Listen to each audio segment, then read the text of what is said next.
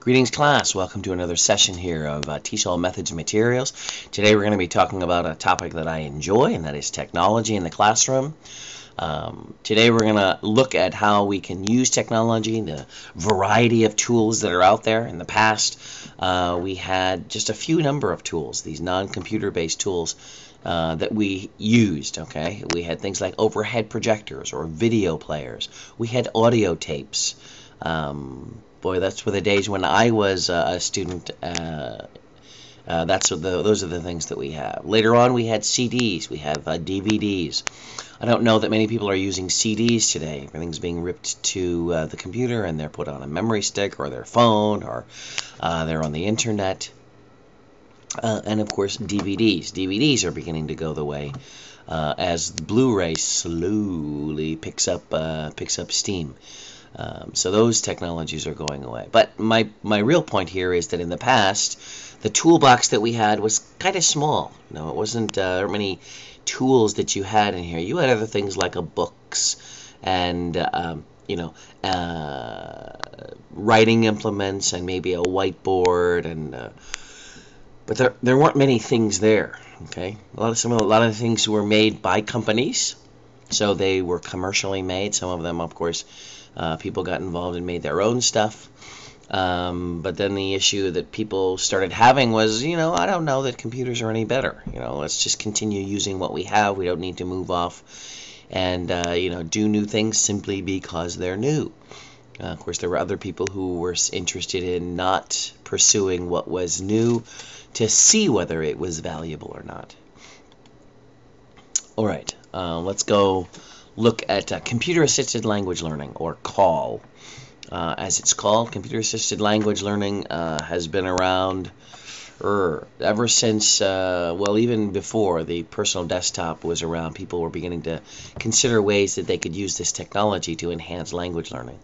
So CALL, computer-assisted language learning, CBT, computer-based teaching, CMC, computer-mediated communication, TMLL was something that Brown had mentioned. I even forget what it means. It certainly wasn't around very long.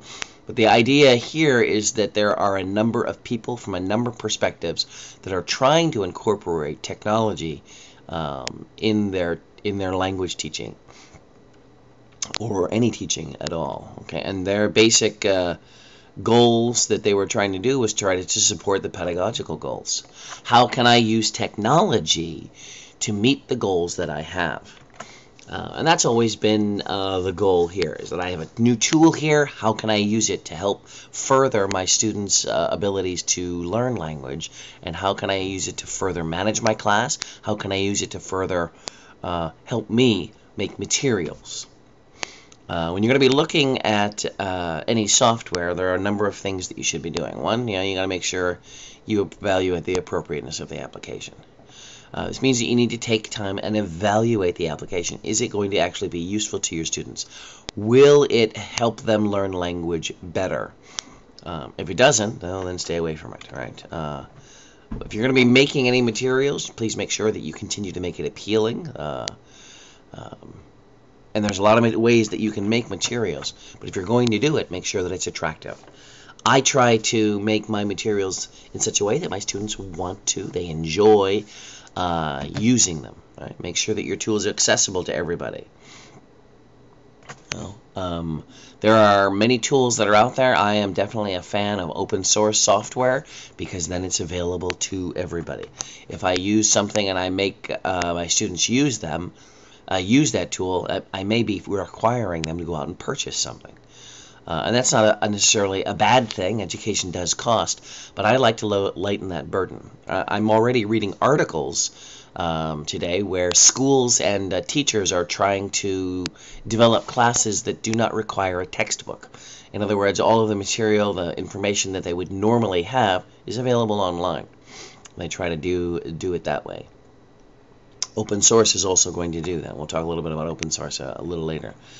Try to use it effectively. Students learn better with this. Is it faster with this or than without it? Okay, and that's one of the reasons why it would be a quote-unquote benefit. Make sure it's going to help save them time, not waste their time. As always, when you're dealing with technology, you should always make sure that you have a plan B. Technologies fail, you run out of power, the internet doesn't work, the hard drive fails, any number of reasons why you should have a plan B. So, you're going to be using call. Make sure that it's appealing. Make sure that it's accessible to all. Make sure that it's effective. It actually helps students learn. Make sure that it's efficient, related to time. Your time and your students' time. And always have a plan B. Some other principles and benefits. You should be using call to help students to notice. Notice is one of the primary steps involved in second language acquisition. Students need to notice the difference between what they're doing and what is correct, or notice what they're doing versus what a native speaker is doing. So you should try to use information that helps them notice. One of the other benefits of technology is that it's multimodal. It's not just listening. It's not just reading, okay, but there's interaction that's involved. There could be speaking, there's writing that's involved. And because it's multimodal, they're hearing and they're seeing and they're reacting physically to it. It's going to be more interesting, and it's also going to be a better way for them to learn. They should be learning faster because it's multimodal. Self-paced is another benefit. There are places online where they have reams and reams of material waiting for their students, and the students go through it at their own pace. There are other websites that do work on vocabulary, and the vocabulary does their primary work with drills of a certain sort, be they flashcards or the like, and students do them at their own pace. An excellent thing. Excuse me. You can also have individualized training. There are smart systems in existence where teachers put in materials, and as a student gets the right answers, they go up to more difficult questions. And if they're having problems in a certain area, then they stay at that particular level. Again, that's something that's done automatically. There's greater privacy with technology, at least from the perspective of the student. Not even that. I would think that they have greater privacy between the student and the teacher only seeing this information, or that their identity is removed when it's being used in more research or whatever. So there's greater privacy. One of the great pluses is time and place independence. You right now are listening to a lecture on technology, and you are not face-to-face with me. Doesn't have to be at a specific time. You may, for all I know, be at home eating pizza at 10:30 at night while you watch this little podcast. Your time and place independent. One of the benefits of it. Now, one of the drawbacks, we'll get to that in just a minute. There are collaborative projects, and with technology you can do collaborative work from a distance, and it's a great thing. Go take a look at something like Google Docs if you haven't seen that before. Just take a quick run over there. Whoops.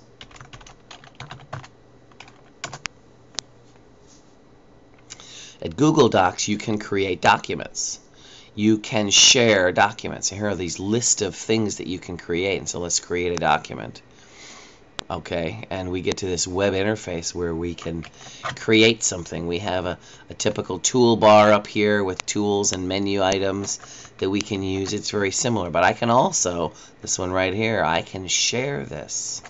I can share this with someone else, and then two people can at the same time be typing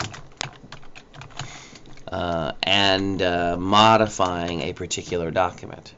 Okay, that's one of the benefits here. And then I can save this. Actually, it's automatically saved on the Google site. Now, the downside, of course, is that they're controlling the system. And you may lose privacy online more readily than you would lose it on your own system. Now, that's not necessarily the case, but it's a greater possibility. But you have collaborative projects that you can do. Things like Zoho and Google and other sites online allow you to write and to present and to create online in groups. So it's a great collaborative tool in that sense. There's a greater variety of resources. I'll never forget when I began to realize people started saving audio files online. And so I didn't have to have a cassette player anymore to give students the ability to listen and practice to sounds. I wrote an article at one point about using TV commercials. There are whole websites just dedicated to TV commercials. And what's a TV commercial? It's a short 30-second blip about information. Some of them are complete stories within those 30 seconds as they're trying to sell a product. And so we, as language teachers, like, oh, there's a short 30-second clip that has a lot of information that can be, students can cover grammar and vocabulary and pronunciation. You could write out the dialogue. So much you can do with it. And they're just sitting there waiting for us to use them. Lots of resources. It was around this time where I decided I'm no longer going to be using a textbook because there's so many resources out there on the internet because of the technology. Computer-based learning, computer-based teaching made it so much easier to get rid of the textbook. Okay, bear in mind you need to know the curriculum in order to do that. There's a lot of discovery learning that's available. Discovery learning is the idea where you give students an objective and they have to go figure it out. They have to go explore. They have to go investigate. And there's plenty of places to go out and explore and investigate. You as the teacher don't necessarily have the answer to whatever it is they're looking for. They can go out and explore and investigate. They have real life skills learning. So they're going to go out and they're going to learn about things that are out there in the real world. One of the big things for technology is the fun factor. And the only reason I mention this is because they've done research asking students why they prefer using technology. And this answer comes back over and over again, because it's fun. You could be doing flashcards with your hand here, and you'd be holding and flipping the flashcards. But put it on a computer, and all of a sudden, it's fun. Don't ask me why. I don't know. But the fun factor is one reason why you might want to consider using computer-based tools. Now, bear in mind, I do not believe it is the end-all and be-all. There are many things that are drawbacks, right? The interaction that we don't have, this one-on-one interaction or group interaction, humor and that kind of thing, that we're not going to get in something like this. We're going to have a live session to do that, which I hope we're going to be able to do. But we're missing that. There are the social communal interaction that we would have in a classroom is going to be missing. And so there are drawbacks as well with that. I personally prefer a hybrid type of classes, where part of the class uses technology and part of the class is face-to-face. The technology will allow me to get rid of things out of my class that don't require me as a teacher. Listening practice, for example. Well, if I can have those things recorded online and they do those activities, and I'll do it that way. Get those things out of the classroom. After students learn how to work with vocabulary and practice, whether they're doing reading exercises or whether they're creating sentences with vocabulary or doing flashcards or crossword puzzles or working with other students online, once they learn those things, get them out of the class. Now we can spend class time doing something that requires me. Okay, now I want them to become independent learners, right? So I think a hybrid is a nice balance, where some things they do in class that require you, and some things they do by themselves. Now they're independent learners that way. All right, some uses for CALL. We've got collaborative projects. We've already talked a little bit about those. Peer editing projects. Zoho Docs, Google Docs, they'll be able to do that kind of thing. Emails, blogs, forums. We've probably seen these before. Ways that you can use CALL. There's a lot of research on emailing and blogging. Web page design, for those that actually want to create a web page in class. That's more of a task-based type of thing. Audio, visual, and presentation type conferencing. is another tool that you can use. Podcasting, what I have done here, creating this little mini lecture type of thing, is something else that you can do in classes. Just imagine if you had 100 of these available to your students on a variety of topics, and they can use this to listen, to take notes, to write about, and they'll create a little activity database of materials that you could do. Games, simulations, they are online. There are a lot of games that are out there that you can use, things like Moose and virtual reality type of games. Computer adaptive testing. Speech recognition. I have not used this as much, but there is software that's out there to recognize speech and help students improve their pronunciation. There's concordancing. There are reference tools, dozens and dozens of these that are out there, multimedia presentations. Again, sitting out there for products and research. Places like Khan Academy and TED, great places for students to learn about a variety of things. Those are native speaker things. We don't have any necessarily for TESOL or ESL yet. And search tools, and lots of those that are sitting out there, many more than just beyond Google. Let me talk a little bit about open source. I am a lover of open source. Open source software is basically software that does not cost you to acquire it. It is free. It's freely given. And it also does not limit you in terms of what you can do with it. So with a Microsoft product, if I purchase something and I get the CD or the DVD, I'm allowed to put it on one computer, and that's all. Open source software, I can download it for free, and after I get it, I can make a copy of it and give it to my brother and my brother's brother and my brother's girlfriend. It doesn't matter who I give it to. I can give it to anybody. Open source software also they're trying to be free with people, but they're also trying to be free on platforms.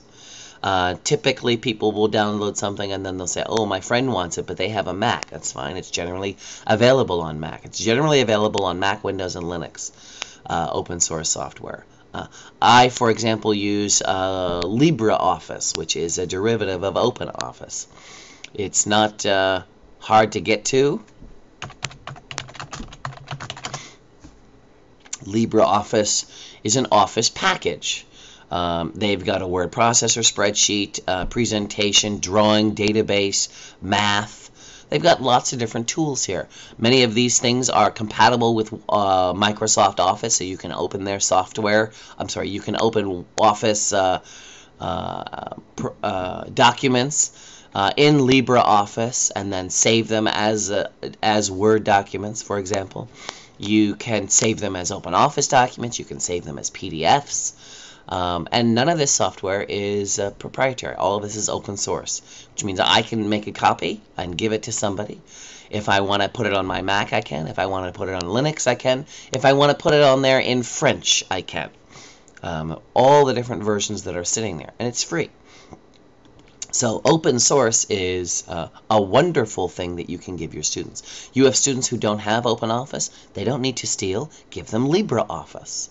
And you can make that available to them.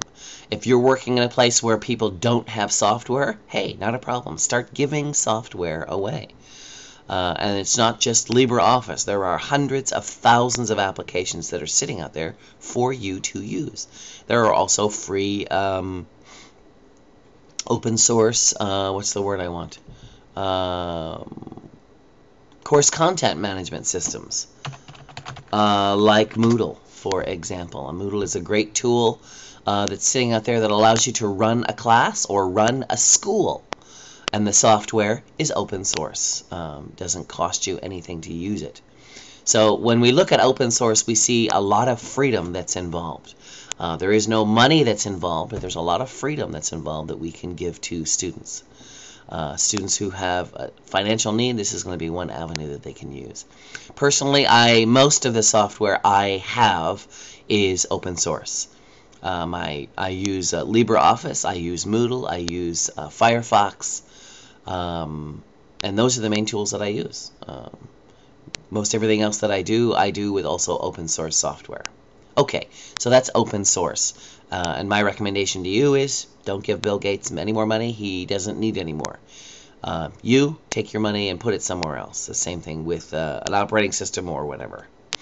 All right, some useful websites. Dave's ESL Cafe. Great site to get information. It's a huge repository of materials, teaching materials, student activity materials. The same would be for ITSOL J. Dozens and dozens and dozens of applications, not applications, dozens and dozens and dozens of materials that you can use.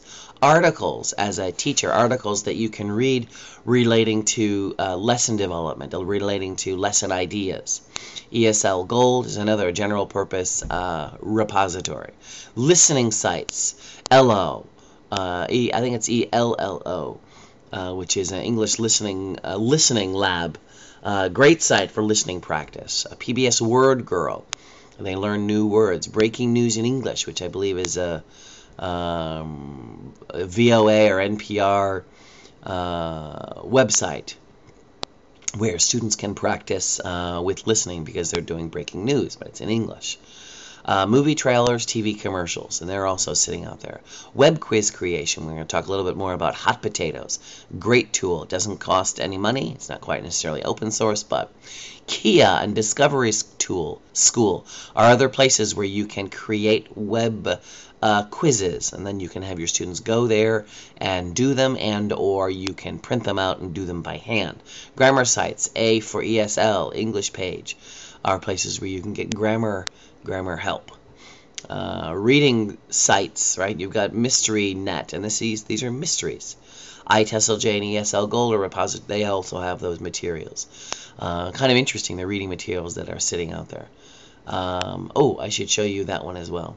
There are activities sites like WebQuests that are out there, and you can use the WebQuests that are existing, or you can go and create your own. There are writing websites. ESLB.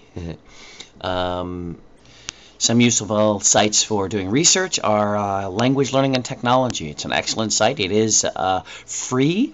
All of their research articles, which are very much in-depth research articles on language learning and technology, are freely available to anyone, including all of the past archives. And it's not that old. It might be maybe 10, 15 years old, but it is very good research.